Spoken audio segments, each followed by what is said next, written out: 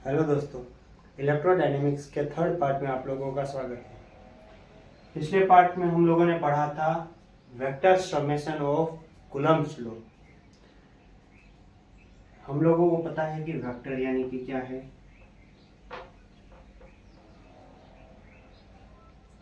तो वेक्टर यानी कि जिस चीज का मैग्नीट्यूड भी हो और डायरेक्शन भी हो, यानी कि जिस चीज का मैग्नीट्यूड भी मैटर करता हो और डायरेक्शन भी मैटर करता हो, तो उस चीज को हम कह देते हैं वेक्टर। तो ऑब्वियसली कि फोर्स फोर्स एफ वो एक वेक्टर है और कूलम्ब्स लॉ भी एक वेक्टर ही हुआ। तो ठीक है।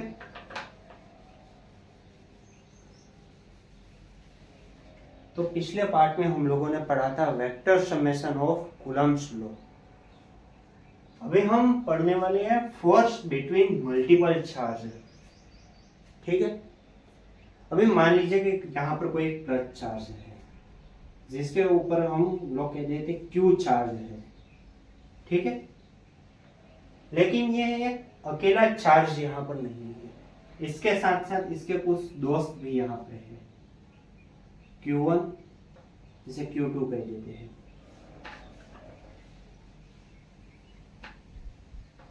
Q1, Q3, Q4 और Q5। ठीक है। तो यहाँ पर ऑब्वियसली ये एक सिस्टम है चार्ज का, जिसके अंदर चार्ज पार्टिकल है। तो ये सभी चार्ज पार्टिकल आपस में इंटरेक्ट कर रहे होंगे, एक दूसरे को धक्का दे रहे होंगे, और अगर माइनस चार्ज है तो भी एक दूसरे को धक्का दे रहे होंगे। लेकिन माइनस और प्लस चार्ज दोनों अगर इस सिस्टम के अंदर है तो इसलिए कुछ चार्ज पार्टिकल एक दूसरे को धक्का दे रहे होंगे, कुछ एक दूसरे को अट्रैक्ट कर रहे होंगे। ठीक है। तो हम अब कैसे डिसाइड कर सकते हैं कि कौन सा पार्टिकल किस पार्टिकल पर कितना फोर्स लगा रहा है। यह पार्टिकल इस पार्टिकल पर कितना फोर्स लगा रहा है, यह पार्टिकल इस पार्टिकल पर कितना फोर्स लगा रहा है, और सारे पार्टिकल्स मिलके इस अकेले पार्टिकल पर कितना फोर्स लगा रहे हैं। तो यह चीज हम लोग डिसाइड कर सकते हैं वेक्टर समेशन के द्वारा। ठीक है। चलिए आइए पढ़ते हैं। अभी हम लोग एक फ्रेम ऑफ रेफरेंस ले लेते हैं जिसके अंदर 3 एक्सिस है। ये है y एक्सिस,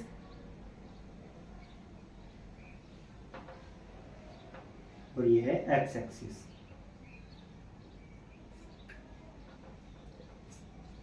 और इसे कह देते हैं हम लोग z एक्सिस।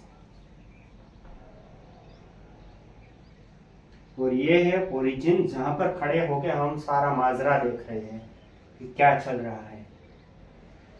ठीक है। अभी मान लीजिए कि यहाँ पर इससे r1 वेक्टर दूरी पर, यानी कि r डिस्टेंस की दूरी पर यहाँ पर कोई एक Q1 चार्ज है जिसके ऊपर प्लस चार्ज है। ठीक है। और इसके सराउंडेड, इसके आजू बाजू में कुछ और चार्जेस भी है जिसे हम लोग कह देते हैं Q2, Q3, Q4, Q5। ठीक है। और इन दोनों, यहाँ ओरिजिन से इन सब के बीच का डिस्टेंस है R2, R3, R4 और R5। मैं यहाँ पे शो नहीं कर रहा हूँ क्योंकि यहाँ पे जगह बहुत कम पड़ जाएगी। ठीक है। तो अभी हम लोग ये सोच सकते हैं कि यहाँ पर Q1 पर कितना फोर्स लग रहा होगा। तो अभी हम सबसे पहले देखते हैं कि Q2 Q1 पर कितना फोर्स लगा रहा है। उस फोर्स को हम कह देते हैं F21 is equal to K Q1 Q2 upon R12 square, R12 cap.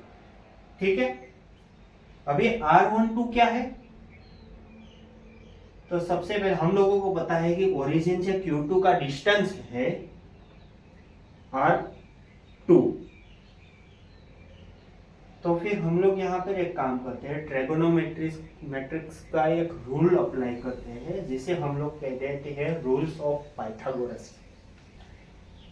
तो ये R12 is equal to R2 minus R1। तो इस हिसाब से हम लोग देखा जाए तो R2 यानी कि ओरिजिन से Q2 का डिस्टेंस है R2। तो ट्रिगोनोमेट्रिक्स के रूल्स के हिसाब से देखा जाए तो R12 इन दोनों के बीच का डिस्टेंस हुआ R12, यानी कि Q1 से Q2 का डिस्टेंस हुआ R12। इस चीज को हम लोग मिटा देते हैं।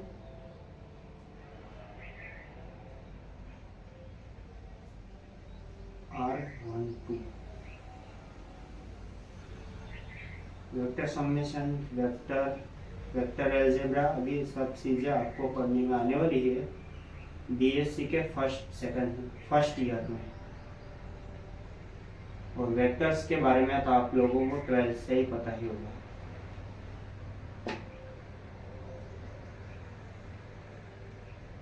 ठीक है, तो अभी R12 क्या है आप लोगों को समझ में आ गया होगा। तो F12 यानी कि Q2 Q1 पर फोर्स लगा रहा है, उसे हम लोग कह देते हैं F12।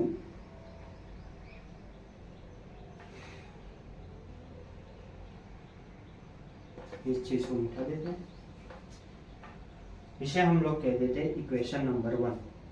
अभी हम लोग Q2 को भूल जाइए, Q2 को भूल जाए, अभी सिर्फ आप लोग Q3 पर ध्यान दीजिए, बाकी सारे चार्ज को आप भूल जाइए। मान लीजिए कि यहाँ पर कोई चार्ज है ही नहीं, तो Q3 Q1 पर कितना फोर्स लगा रहा है, तो इसे हम लोग कूलम्स लॉ के द्वारा पता करने वाले हैं।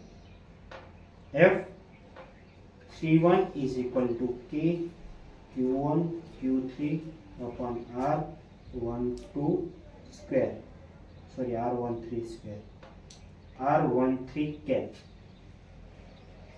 तो इसलिए R13 भी यहाँ से यहाँ का डिस्टेंस हुआ ट्रिगोनोमेट्रिक्स के रूल्स के हिसाब से, और इसे हम लोग कह देते हैं इक्वेशन नंबर 2। अभी Q4 की बारी। बाकी चार्ज को आप भूल जाइए, सिर्फ ये ध्यान में रखिए कि Q4 यहाँ पर है। अभी Q4 Q1 पर कितना फोर्स लगा रहा है, तो इसे हम लोग कह देते हैं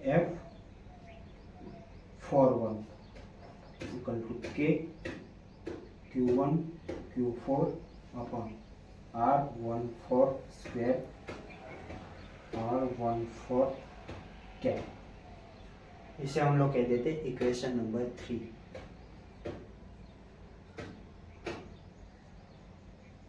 और अभी हम लोग Q5 के द्वारा Q1 पर लगाया जाने वाला फोर्स डिसाइड करेंगे। ठीक है, F51 is equal to K Q1 Q2 upon R, तो यहाँ पर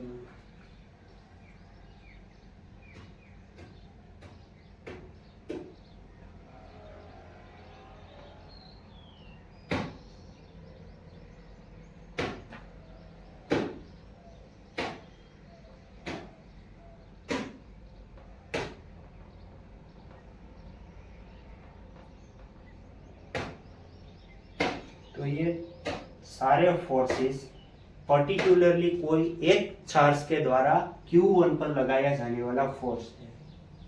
ठीक है, तो अभी टोटल फोर्स कितना लग रहा होगा Q1 पर, तो उसे हम लोग कह देते हैं F।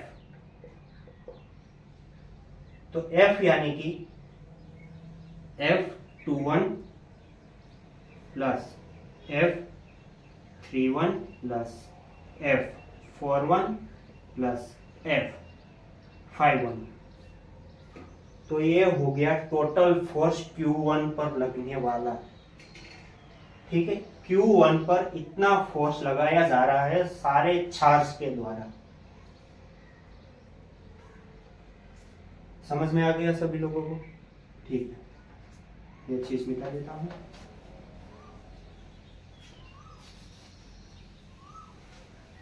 इसका मतलब ये हम लोग कह सकते हैं कि Q1 पर लगाया जाने वाला फोर्स, यानी कि पर्टिकुलरली कोई एक चार्ज पार्टिकल द्वारा लगाए जाने वाले सारे फोर्सेस का समेशन, यानी कि सारे फोर्सेस मिलकर जितना फोर्स लगाए गए पार्टिकल पर उतना फोर्स, यानी कि एक पार्टिकल पर लगने वाला फोर्स, यानी कि Q1 पर लगने वाला फोर्स सभी पार्टिकल द्वारा पर्सनली लगाए जाने वाले फोर्स के समेशन के बराबर होगा। ठीक है, तो अभी मान लीजिए कि यहाँ पर 5 पार्टिकल नहीं लेकिन उससे ज्यादा पार्टिकल्स हैं। कितने? हम लोग ये समझ लेते हैं कि n नंबर ऑफ पार्टिकल का कोई एक सिस्टम है, 2, 3, 4 से लेके n तक। तो ऑब्वियसली कि यहाँ पर हम लोग n जितने फोर्सेस लग रहे होंगे, जितने पार्टिकल्स है उतने फोर्स लग रहे होंगे, क्योंकि समेशन का रूल्स भी यही कहता है कि कोई भी पर्टिकुलरली एक पार्टिकल पर पूरे सिस्टम द्वारा लगाए जाने वाला फोर्स किसी पर्टिकुलर एक पार्टिकल के द्वारा लगाए जाने वाले सारे फोर्सेस के समेशन के बराबर होगा। ठीक है, तो इस इक्वेशन को हम लोग लिख देते हैं F is equal to F21 plus F31 plus F41 plus F51 plus Fn1। ठीक है,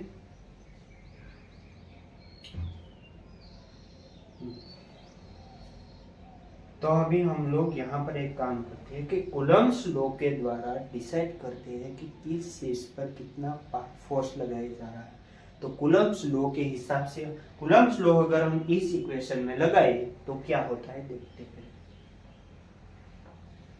कि Q1 Q2 अपन R21 square R21 cap plus K Q3 Q1 R31 square R31 cap plus K Q4 Q1 R41 square R41 cap plus K Q5 Q1 R51 square R51 cap plus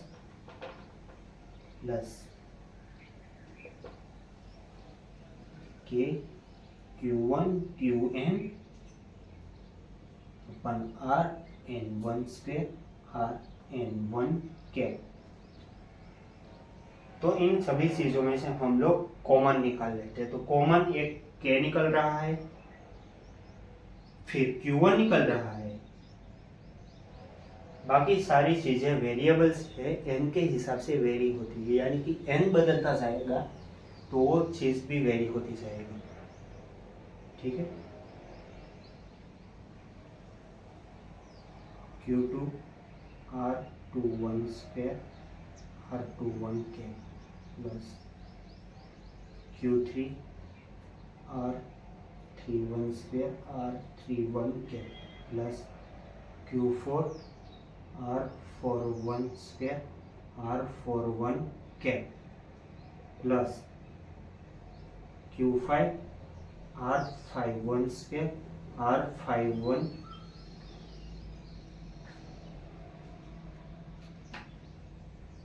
R51 cap plus Qn Rn1 square Rn1 cap. तो अभी हम लोग यहाँ पर statistic का rules लगा सकते हैं। तो यहाँ पर अगर हम स्टैटिस्टिक लगाते हैं तो Q K Q1 summation of I is equal to 2n QI RI1 square RI1 के F इज इक्वल, अभी हम लोग यहाँ पर K की वैल्यू डालते थे। K यानी कि क्या? K यानी कि कांस्टेंट, ये एक कांस्टेंट है इलेक्ट्रोडायनेमिक्स में K, ठीक है, is equal to Q1 upon 4 pi epsilon 0 I is equal to 2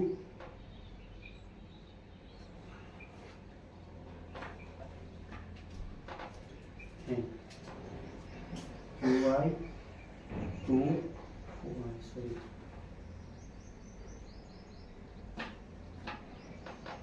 RI1 square RI1 के। तो ये हो गया टोटल फोर्स Q1 पर पूरे n नंबर ऑफ चार्ज वाले पार्टिकल के सिस्टम द्वारा लगाया जाने वाला फोर्स। तो यानी कि रूल्स ऑफ समेशन क्या कहता है कि किसी n नंबर ऑफ पार्टिकल वाले सिस्टम में किसी एक पर्टिकुलरली चार्ज पर लगाया जाने वाला टोटल फोर्स, यानी कि किसी पर्टिकुलर चार्ज पार्टिकल के द्वारा लगाए जाने वाले सारे फोर्सेस का समेशन, उसे कह देते हैं रूल्स ऑफ समेशन। ठीक है,